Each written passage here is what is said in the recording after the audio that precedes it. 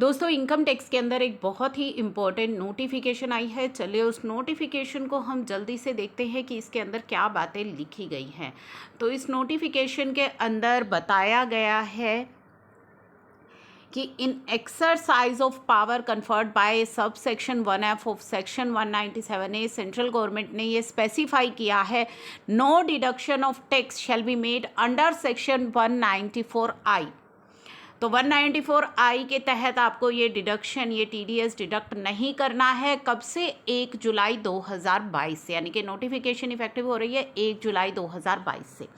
तो आपको 194I के तहत TDS डिडक्ट नहीं करना है on payment in nature of, यानी कि कैसी पेमेंट अगर आप करेंगे उस पेमेंट का नेचर क्या रहेगा? लीज रेंट और supplemental lease rent as the case may be by a person, यानी कि पेमेंट की जाएगी किस व्यक्ति के द्वारा, लेसी के द्वारा, टू अ पर्सन। किसको पेमेंट की जाएगी?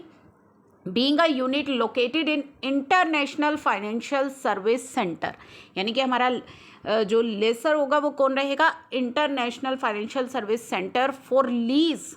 किस लीज के लिए? For lease of aircraft subject to the following. और इसकी कुछ कंडीशंस भी हैं। जो लेसर होगा उसे फर्निश करना होगा एक डिक्लेरेशन इन फॉर्म नंबर 1, वो जो है फर्निश करेगा डिडक्टर को, गिविंग डिटेल्स देगा प्रीवियस ईयर की relevant to the 10 consecutive assessment year, जिसमें कि जो डिडक्टी है जो डिडक्टर है, लेसर है, opts for claiming deduction under section 1A read with section 2 of ATLA में उसने डिडक्शन क्लेम करी थी डिडक्टी ने। तो उसका जो है वो जिसने ये डिडक्शन क्लेम करी थी हमारे डिडक्टी ने, वो फर्निश करेगा फॉर्म नंबर 1 डिडक्टर को, और उसमें ये सारी डिटेल्स उसको फर्निश करेगा। अब जो फॉर्म होगा shall be furnished and verify in the manner, जो कि स्पेसिफाई किया गया है फॉर्म नंबर 1, जो नीचे अटैच भी है इस नोटिफिकेशन के अंदर।